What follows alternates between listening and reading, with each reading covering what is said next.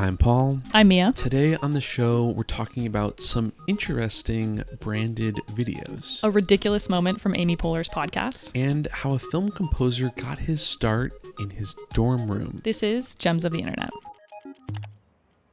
Hey, Paul. Hey.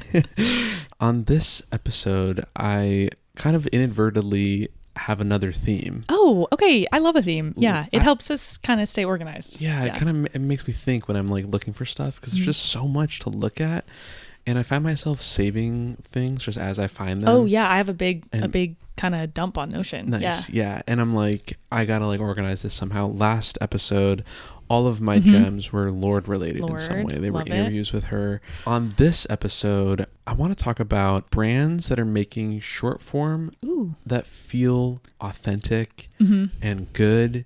Yeah, and not just unhinged for the sake of it. Yeah, and they don't feel like an ad that you want to swipe past. It's almost like you want to watch these ads. I love when you don't realize it's an ad and then you do realize but you're not mad about it. Yes. Yeah, that feeling is huge. I love when you see a video and there's a quick moment of disbelief that it's coming from that brand's account. Like this first one. So this first video is an Amtrak video. Like Amtrak is like the trains. Okay. And the title of the video is, "Can you believe it's officially summer? Monster views, mega legroom, extreme relaxation. Are you ready?" Whoa, that was a mouthful. Like, I don't know if that's like in the caption. I saw this on Instagram. It's an Instagram reel. And it's so goofy. It's sort of like got this announcer that makes it sound like they're talking about like it's on a train. No. It's not even like that. It's like like a monster truck rally announcer. Okay. Exactly. Okay. It's like the voiceover sounds like they're getting you riled up for some monster truck event or something. Okay. See fan favorites like Tyrannosaurus Rex, Mega Loco, and the City of New Orleans. They're like talking about things that happen on airplanes and how like those are not as good as the experience of train travel. Airplanes are their big enemy. Exactly. Yeah. It's like they're like small windows, small bags of pretzels, like middle seats. Like it's so funny. You can't even see the mountains up close. Right. It's just like, it's one of those things where you're like, how did this get through the cracks? Like who approved? Yeah. Like, and I'm sure like it was a risk for them to do, but it definitely paid off. I feel like this is the first time I've ever cared about any media coming from any like airline, transportation company, train company. It makes sense though, because I do feel like trains skew older, and so they might be trying to like get the Gen Z younger people to take trains. Maybe. When was the last time you took a train? Oh my gosh, not in the last like 10 years. I mean, does the subway count? I don't think so. Subway could count, but maybe less so. Like an Amtrak. Yeah, like a proper Amtrak. Like, I have taken it more recently going to Santa Barbara. Oh, pretty. You just hop on the along train. the coast. Yeah, it goes right up the coast. There were some issues after the fires. They couldn't like run the train anymore, but it's a great vibe. Yeah, I do love train travel. I like to kind of take it slow and not be rushing and see nature more. Yeah. But I will say this video did influence me. I haven't taken a train. You're buying your tickets? I think that they are back up and running since the fires and everything, but it's just a good vibe. Bring your laptop, get a little bit of work done. It's just like dedicated time to be productive. Like, less expensive. That reminds me of the I can't remember which one started it. It might have been the Milwaukee Public Library, but there was a whole public library genre on TikTok where they were making these kind of like slightly unhinged videos, convincing people to come in. But this video specifically, the energy of this one reminded me of a Pine Sol official branded video where they made a song about cleaning. I'll just leave it at that. OMG Depine is the name of the song. I clean so deep I got out all my anger. OMG Depine. I'm really impressed with how people are doing branded videos these days, because I think that now we're living in a world where we know that you don't want to just watch someone talk about a product. You want to watch a good video that happens to have a product. The bar has been raised. Yes.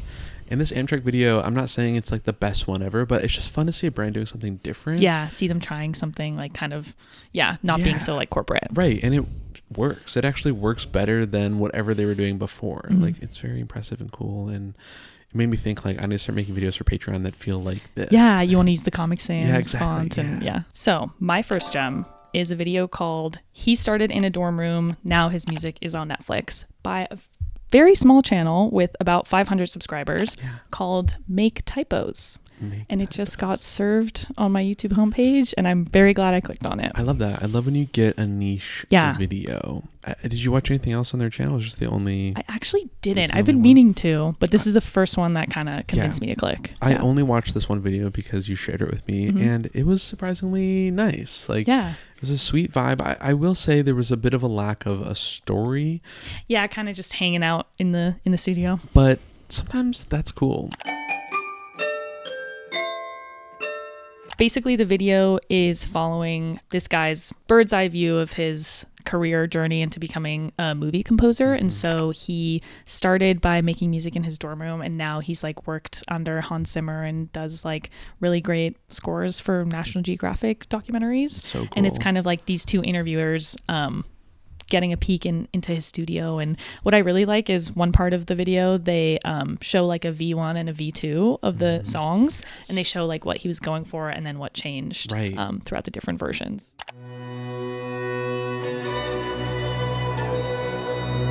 Pretty fucking good already. It's pretty close, actually. This is a pretty good sketch, I gotta say. But you can hear the mix is like darker. It's not as clean. When they do that, like the first version, like the demo, is so good. And Yeah, you're like, already. wow, it's so good. Yeah. And then they're like, and then we went to a studio somewhere and filmed real musicians, and they've got like a string quartet and like a violinist. Yeah. Like, and then you're like, oh, that's really good. Like it's like it just levels up. Yeah. Like it was really cool. It was a little overwhelming actually. I was like, dang, this guy's so talented. At how good he is. One thing I thought was cool was the directors that he worked with for a documentary that was set in Chile. They flew him as the composer. They flew him out to Chile to record the instruments of the actual village that they were filming in. And so, I don't know. I just thought that it was cool that they included him in the creative process. Yeah, I love when you hear a composer talking about like any music. I mean, even any artist, but just especially something about a movie composer. It's like they take the care to make the instruments have their own story. Like there's a moment in this video where he's talking about like a little toy piano, and he's like, this is from like 1971. It was like built The in factory Europe. burned Like, down. yeah, exactly. Like there's like a whole story behind this thing. Yeah. And then it has this kind of like haunting sound to it that almost like carries that story through the sound. He's like a sample will not Yeah. give you this same feel. Right. Yeah. And I love that people in the film industry as a whole, and really any facet of it, like composers, cinematographers, like set designers, anything, writers, everything, they'll take the time and the care to really like infuse more story into their craft. And I was really inspired to see that too. And I was like, oh, this guy is legit because he's doing that. Like he gets it. Yeah, he worked on a documentary about a tennis player during World War II, and he went on a professional tennis court and like recorded the sounds of this pro athlete like training, and then used that to create the score and like use the racket hits as like the That's drum. cool. Yeah. This is my tennis instrument I built. So you just hold this down, and it'll like adjust to like the tempo. That was a great find and a cool channel to see, like just like a very young channel making cool content from the get-go. The production quality is really good, and Yeah. I like that they kind of let the subject lead in terms of what he's interested in. Like it's always fun to see someone be like, oh, this is my toy piano and this is my crazy drum that I got in Chile, and like kind of go through his studio based on like what interests him the most. Yeah, it really just felt like you were a fly on the wall. It was great. It was great. This next video was for Roto-Rooter Plumbing. Tongue twister. And it's an Instagram reel. It's this like kind of sick skate video with these plumbers, and they're just like shredding up a skate park. Yeah, and shredding the pipes. Yeah, and it like looks like they're in their uniform and they got like the badge and like everything, and like so they look like real plumbers, and they're doing tricks with like plungers. They're like sticking a plunger on the wall, and they're like jumping over it, and then they put a toilet and they're doing like tricks over a toilet. Like it's so goofy.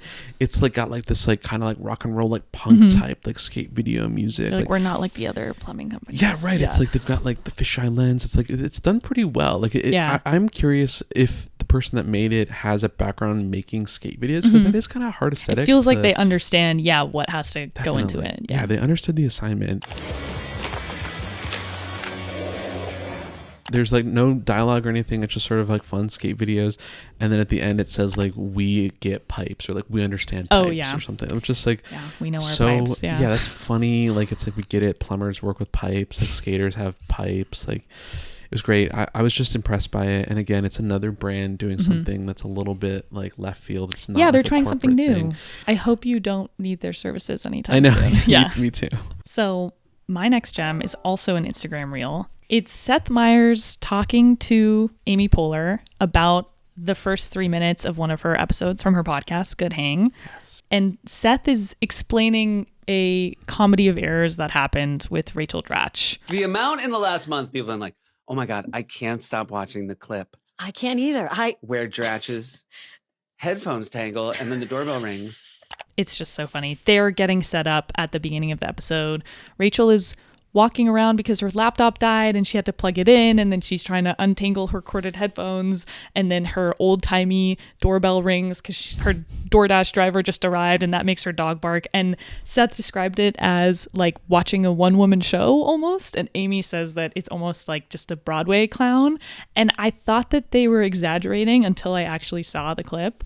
And I laughed so hard I cried, basically. It was so funny. Yeah. And like to make it clear, they're on Zoom. So it's like, so she's like, you see her like carrying her phone or camera around. Okay. Dratch is putting her headphones on in a way. There's a 30% chance she strangles herself. I know. This is a very typical Dratch entry.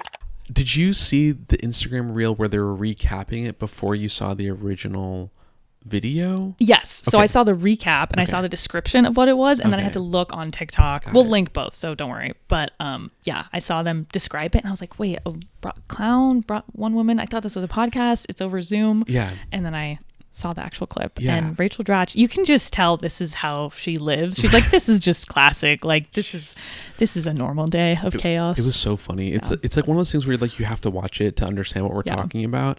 When I first saw the Instagram reel, I was like, what are they talking? Like, did I miss something? So I had to watch the actual clip first and then go back and watch the Instagram reel to understand it. There's just so many layers to it. Yeah, because they're like recapping it, but it is so fun. And they say that they cut a lot of it out. Like they just like, there's literally like, she like holds up her headphones and somehow it's like wrapped around her neck. Yeah. They're like, what? Because they're doing a podcast, so it's like wrapped around. And then like, it sounded like her like audio recorder, her microphone ran out of batteries, or she didn't have the right batteries. So then that didn't work. She's like, we don't need a mic for this, right? Like, and I think that was maybe the first episode of Good Hang. The first ever? It sounded like that was sort of like what they were saying. Maybe because it was a full cast of like Amy's SNL like coworkers. Like Fred Armisen was there. Rachel Dratch, Seth Meyers, all these iconic people. Funny seeing Fred Armisen. Like, well, first of all, funny to see all of these people together on a Zoom. Like, because like you're so used to seeing them looking all glossy and high production and but they're all just kind of like in an unflattering angle of their laptops, just like standing there with headphones on and a microphone, and like Fred is like being like, is the microphone sounding good? Like he's like touching check, and but meanwhile like Rachel Dratch is like freaking out. Like it's so funny. And one thing I noticed, Fred Armisen is like barely laughing through the whole thing. He's kind of like snickering a little bit, but he looks a little bit more like he knows this is going to get cut. Like, so he's just sort of the assumption is that this would never make it into the final episode. But I just think it was so so over the top that they were like, we need to include this. And right at the end of the clip, Fred Armisen starts to laugh, and I'm like, that guy must be so hard to like make laugh. Oh yeah, I bet people go up to him and just like try to do jokes, and he's like not laughing. This is no, thank you. But that was a really it felt so sweet and genuine to hear him like give a few chuckles after. It was great. I was like really laughing watching it. Yeah, your turn. All right. So my final gem of this episode. Whoa, already. This is an ad from 9 years ago. All right. For a company called Sleepy Jones. This is like a YouTube video. It's called A Return to La Isola di Sleepy Jones. Oh, and luxurious. It's just such a vibey video. It's like, it looks like it's shot on film. I think it was maybe shot on film. I don't know. But you're in Italy. You see these like beautiful people wearing these just sort of like nice linens that you're like, is this just what people in Italy wear? Like, I don't walking know. Through like the island. Yeah, like people are walking around and they're kind of describing like the day in the life of like all these things that happen in the event that they happen, like so-and-so goes to the cafe and she orders a coffee and then she speaks to this man who's delivering the paper. After a coffee, il barista sets the tables. Il bagnino smooths the sand. Il pescatore brings his day's catch to Pana, who prepares lunch for Giuliano. It feels like Amelie, sort of. Like, it has that vibe of, like, these chain of events happen that then result Daily in another life, thing happening. It's just so cool, and it's so cinematic. Reminds me of Wes Anderson with the, like, yes. zoom out. There's, like, that scene where he's, like, on the stairs or something, and then it zooms out completely. Yes. Yeah, they do the zooming out. Like, it's shot in, like, a 4:3 aspect ratio, which gives it that very cool feel. And when I first saw this, I thought maybe it's an ad for like a resort, like maybe because you sort of see people like sitting at the beach or like beach chairs and umbrellas lounging around. Yeah, I was like, maybe this thing is Sleepy Jones, maybe this is like an Airbnb or like something. Turns out it's a pajama company. And everyone in the ad is like lounging and wearing pajamas. And when you watch it with that, you're like, oh, of course, it makes sense. But it's one of these ads that feels like they're advertising the vibe, the lifestyle. I feel like you weren't sure what they were advertising because Italians in general are just really relaxed and like lounge around, so you're like, oh, they're dressed fancy, but I don't know if like that's exactly what they're going for. Yeah, which I love. And like, it's a video that I go back to because it just has like a warmth to it. Yeah, it seems really timeless. Yeah, it's a good vibe. All right, let's move on to your last gem of the episode. My last gem is an email newsletter called 6 at 6 on Sunday. Okay. I'm also realizing there's a theme where, like, kind of similar to the channels I brought up, like it tells you what it is in the title, and kind of this one specifically tells you when you can expect it. Right. So you get 6 things at 6 p.m. on Sunday. That's cool. Yeah, which is helpful because it kind of prompts your audience like when to show up. Yeah, and they spell it like they spell out 6 and then it's 6 at the number 6. Oh yeah, that does seem intentional. Sort of cool. Yeah. Kind of cute.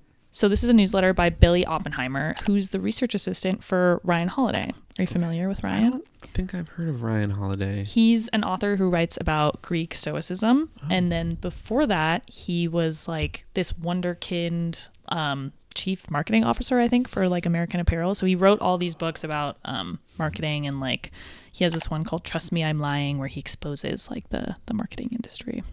Wow.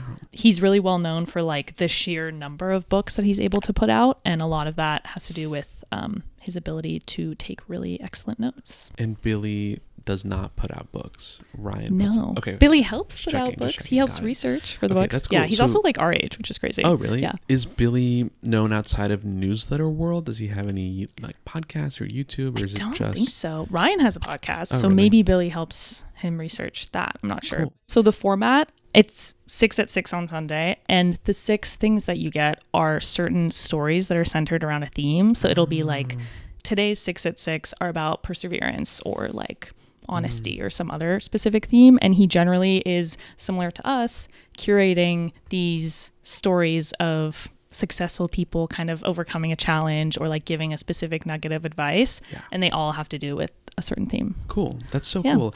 I really do love, I mean, we talked about this in our last episode, but like there seems to be a trend of people that are making human curated lists of things that they find interesting and cool. And I love that we're seeing that. I hope we see more of this because like I'm starting to get a little bit of algorithm fatigue. Yeah. Like I feel like I'm not enriching my mind in like the way that I should be. It almost feels a little too like not repetitive with the exact things we're getting, but like the way it's presented. I don't know. Yeah. Maybe like it's not feeling as fresh or like as specifically curated. I find myself now, I'm not really even discovering things that I'm feeling so excited to discover. Whereas with his stuff, I'm immediately like going to click on the newsletter when it shows up. Yeah, which is one thing that I really am liking about doing this podcast, just like both personally for like the two of us to like be really mindful about what we're like presenting to each other, like that alone, like finding things on my own, but then also hearing what you are bringing to it is also very cool. And then the fact that we get to share it with the people out there. It's very cool. And I hope that we see more of this in any form, newsletter, podcast, YouTube video, whatever. Yeah, I love the different kinds of media we're getting into. Yeah. But yeah, I know that Billy does a lot of research, and as Ryan's research assistant, he has to like parse through a ton of things, and like Ryan's such an avid reader, and I know Billy like reads a ton too, just by virtue of what kind of work he does. Yeah. And so yeah, I know that he has honed his skills of curating and choosing what's actually good to present to Ryan, and so I know in this newsletter he'll be doing the same. He's a respected researcher. He's a respected tastemaker. Yeah. I actually got into this newsletter because I was also working as a research assistant at the time for Dodford, and I was like, oh my God, we're on the same wavelength. That's cool. Yeah. That's it's hard cool. to parse through a lot of stuff and know what's good and kind of curate your taste. Yeah. Do you consume a lot of written newsletters? I am subscribed to a lot. I don't always get to all of them, but this one I do make time for. Nice. Yeah. That's cool. Yeah. I like don't really have many newsletters that I'm like reading frequently. I have a lot. Written newsletters feel a lot more intimate sometimes than videos. I don't know. There's something about like reading their words yourself. For sure. Well, thanks for sharing your gems. These you. are great. These are great pulls. Again, of course. Those are all the gems we have for you guys today. Links to everything will be in the description below, including a bonus gem, a 7th gem. Make sure to look that one up and look through everything else. Do yourself a favor, open up all of the links that we have in the description in like specific tabs per link, and then just make your way through them. It's like a nice just little experience to see something that's been curated by 2 people that actually care about good things on the internet. If you have any gems you love, let us know in the comments and maybe you'll see them in a future episode. Thanks for watching. As always, we'll see you next time.